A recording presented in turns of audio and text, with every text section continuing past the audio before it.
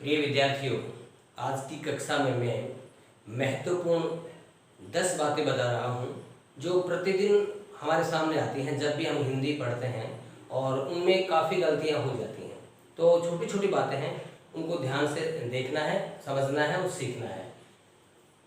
सबसे पहली बात है, भाषा किसे कहते हैं।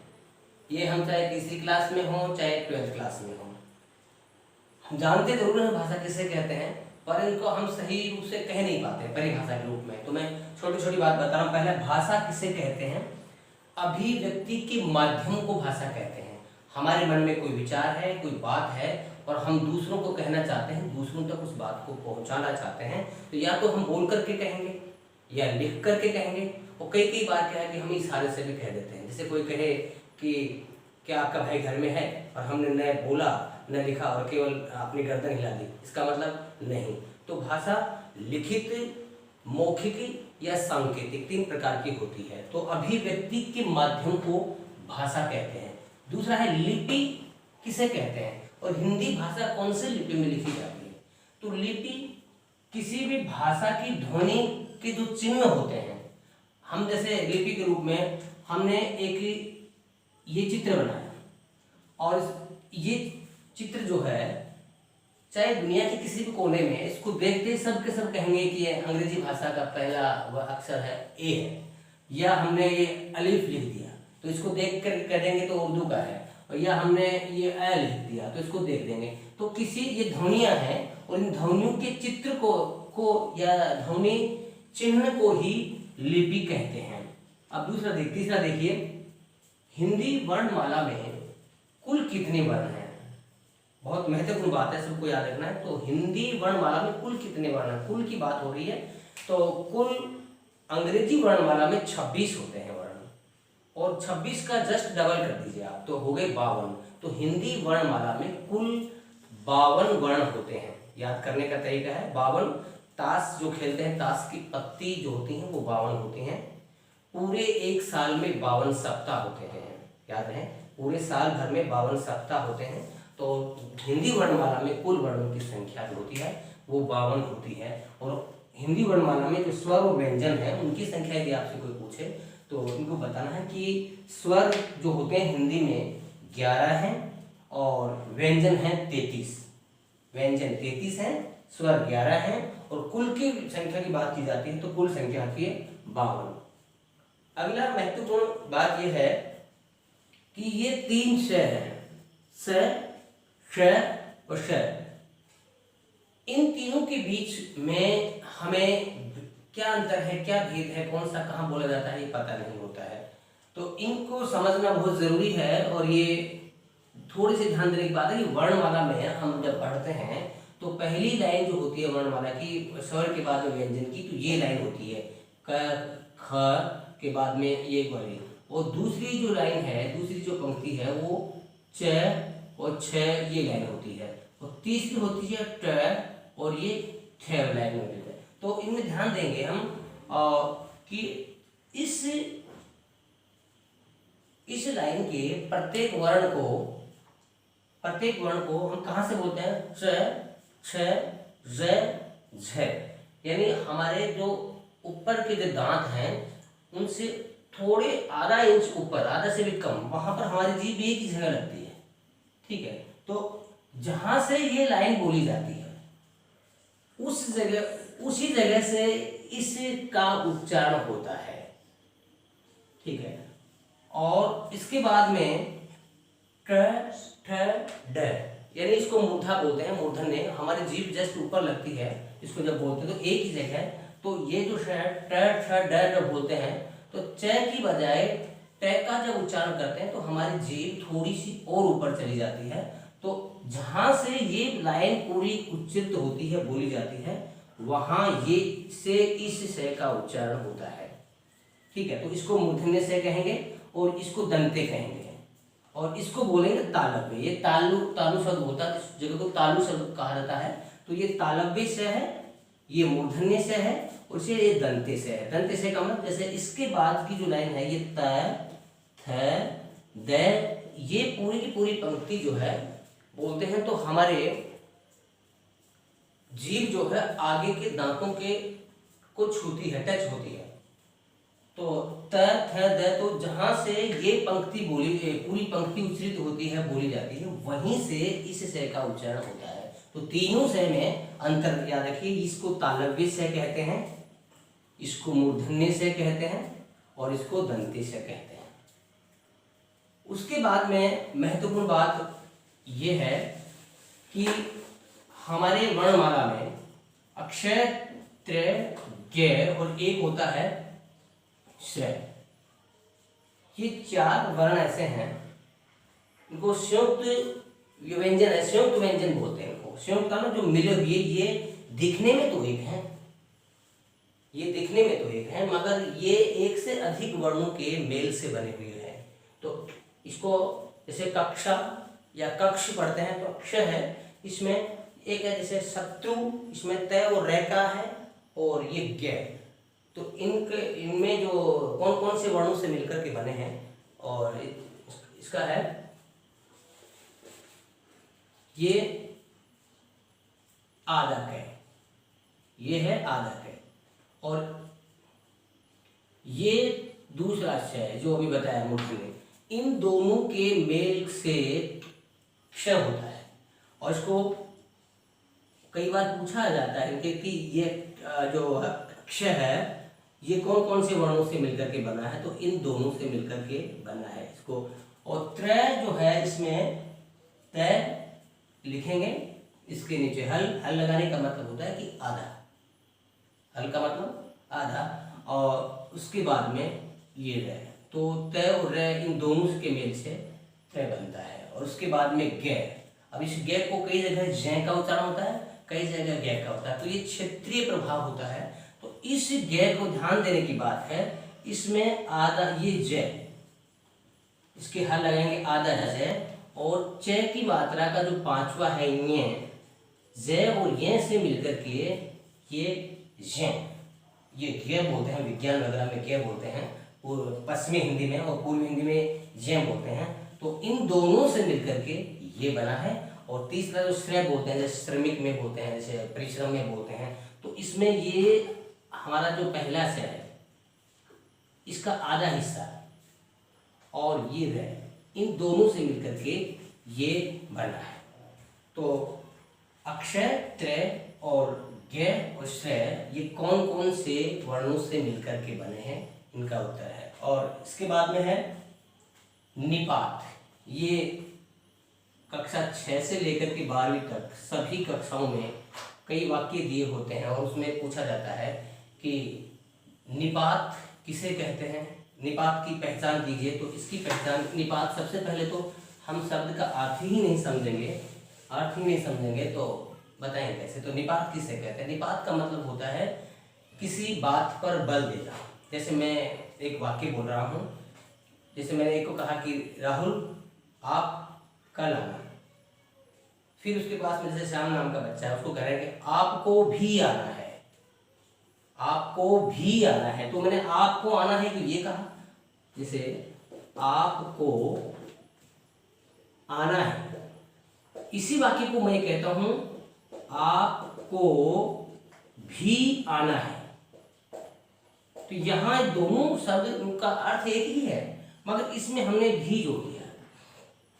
या दूसरी बात मैं कहूं, मैं वही शिक्षक हूं जो आपको हिंदी पढ़ाता हूं, तो इसमें ही शब्द जोड़ दिया। तो जैसे भी या ही, इनको वाक्य के बीच में हम जोड़ देते हैं, तो जोड़ने के बाद में इनकी वजह से किसी बात पर विशेष बल हो जाता है। तो जिन शब्दों से वाक्य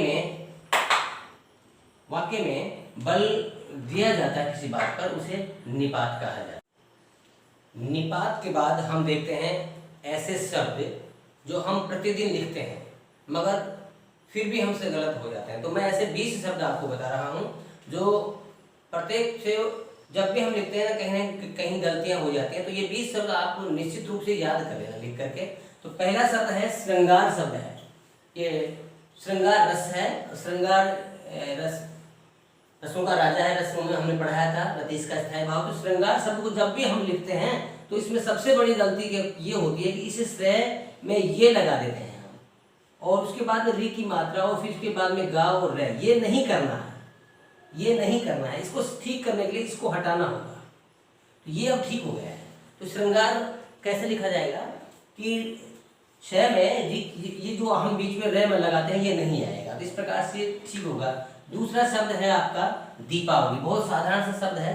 दीपावली में हम दिवाली लिखते हैं ना, दिवाली, तो दिवाली में तो यूं लिखा जाता है, मगर दीपावली जब लिखते हैं तो दीप, दीपों की कतार, दी पा व और ली, इन दोनों में शुरुआत की और आखिरी दोनों मात्राएं बड़ी होंगी। ध्यान रखना, दीपावली में पहली और आखिरी दोनों मात्राएं बड़ी होंगी। तो हमारे दो शब्द हो गए। इसके बाद में तीसरा है आशीर्वाद। सबसे ज्यादा बार गलत होता है आशीर्वाद शब्द। हम आप भी लिख करके देखना एक बार। आशीर्वाद शब्द कैसे लिखा जाता है? सबसे पहले ये आ की मात्रा, फिर ये से पहला से में बड़े ई की मात्रा, फिर वाह और फिर ये दे। अब ध्यान देने की बात है कि रे कहाँ लगाया जाएगा। आप में आ की मात्रा जो लगी है केवल इसको ऊपर निकालना है और कहीं नहीं करना। ये आशीर्वाद ऐसे होगा। हमसे गलतियां क्या होती हैं कि हम या तो इसको यहाँ लगा देते हैं या इसकी मात्रा छोटी कर देते हैं।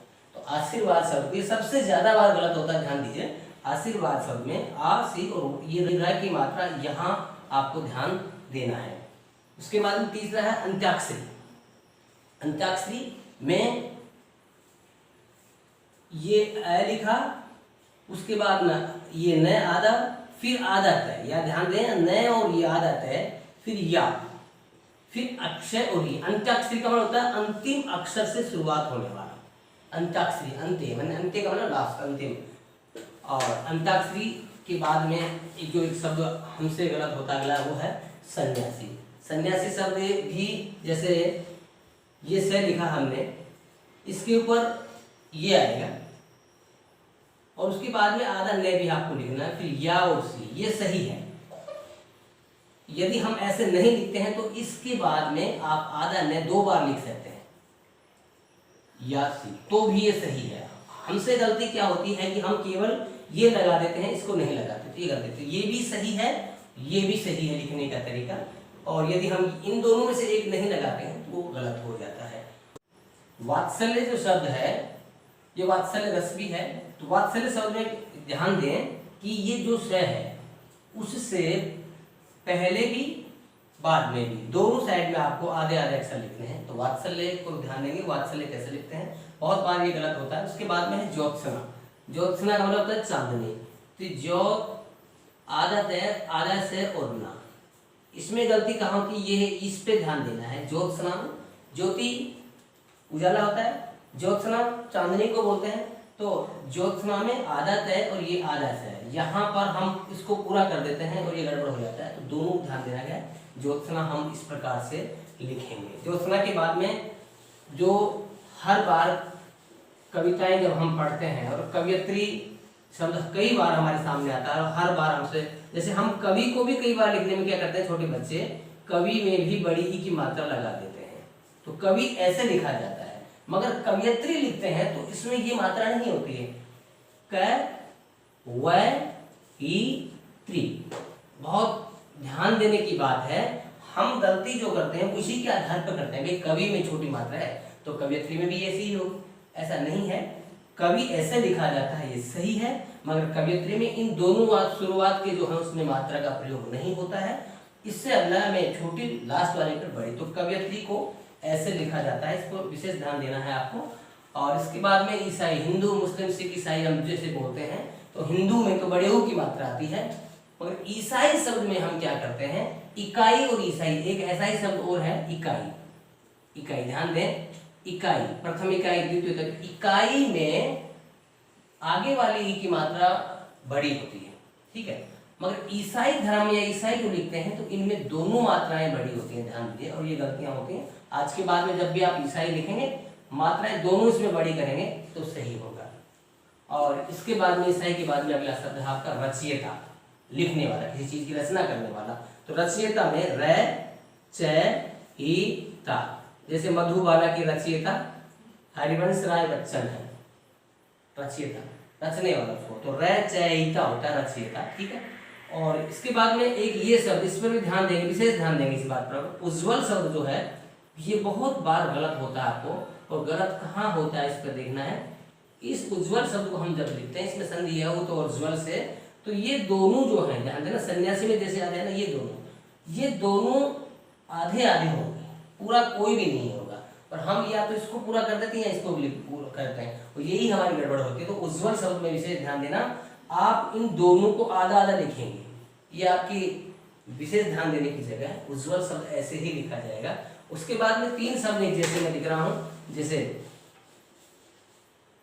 बीमार शब्द, ये प्रार्थना पत्र जब लिखते हैं कि मैं बीमार हूं, स्कूल नहीं आ सकता, विद्यालय नहीं आ सकता, तो बीमार, नीरस और एक ऐसा ही और है दीवार। इन तीनों में एक आदत सी बनी हुई है कि बीमार में भी, नीरस में भी और दीवार में भी हम छोटी मात्रा लगा देते हैं। आज के बाद में विशेष ध्यान देना है कि इन तीनों शब्दों में बीमार, नीरस और दीवार में मात्रा बड़ी आती है। ठीक है, इसके बाद में ये 3 शब्द हैं, ये 3 शब्द प्रतिदिन का लिखते हैं हम, कि कोई ना कोई त्योहार आता है तो त्योहार शब्द में आदत है के बाद में ये लिखेंगे, केवल एक मात्रा आएगी, कोई बिंदु नहीं आएगी, और उसके बाद में आ और रे। त्योहार में आदत है। और जबकि अखबार वगैरह हम पढ़ते हैं तो कई बार उनके क्या कि प्रिंट में मिस्टेक होती है, इसमें 2 मात्राएं लिख देते, ज्यादातर बार अखबारों में लिखते हैं इसमें 2 मात्राएं होती है, हमें नहीं लगा। त्योहार में न कोई बिंदु होगा न 2 मात्रा होगी, ये त्योहार जो है इस प्रकार से लिखा जाएगा और यही सही है। इसके बाद में श्रीमती में सबसे बड़ी गड़बड़ क्या होती है, हम जब भी श्रीमती लिखते हैं, श्री, मैं और ती, इसको ऐसे लिख देते हैं और ये गलत है। इसमें हमें ये मात्रा जो है, ये ती की मात्रा बड़ी करनी होगी, यानी ऐसे लिखना होगा, ये सही है। इसके बाद में देखिए, जो 2 शब्दों बता रहा हूं जो प्रतिदिन काम आते हैं। एक तो विद्यालय में ऐसे करेंगे, ये सही लिखा हुआ है, हम इसको छोटे बच्चे क्या करते हैं, यूं कर देते हैं, ऐसे करें, ये गलत है। विद्यालय या तो यूं लिखेंगे हम, या इसको ऐसे भी कर सकते हैं, वी द लेकर के हलंत और फिर या और ल और ये भी सही रूप है, ये भी सही रूप है, ऐसा करना गलत होगा। और इसके बाद लास्ट है, हम प्रार्थना पत्र में जिसको लिखते हैं और बार बार जो गड़बड़ करते हैं, वो हमारा शब्द है प्राचार्य शब्द। प्राचार्य प्रिंसिपल सर के लिए होता है प्राचार्य शब्द, और इसमें भी गड़बड़ क्या होती है, या तो इसको प्राचार्य लिखते हैं हम यहाँ पर, या प्राचार्य में ये रे की मात्रा हम कहाँ लगाते हैं, यहाँ लगाते हैं, तो इसमें प्रा में ध्यान रहे, आधा पै है, रा के में आ की मात्रा है, प्राचार्य। और यदि कोई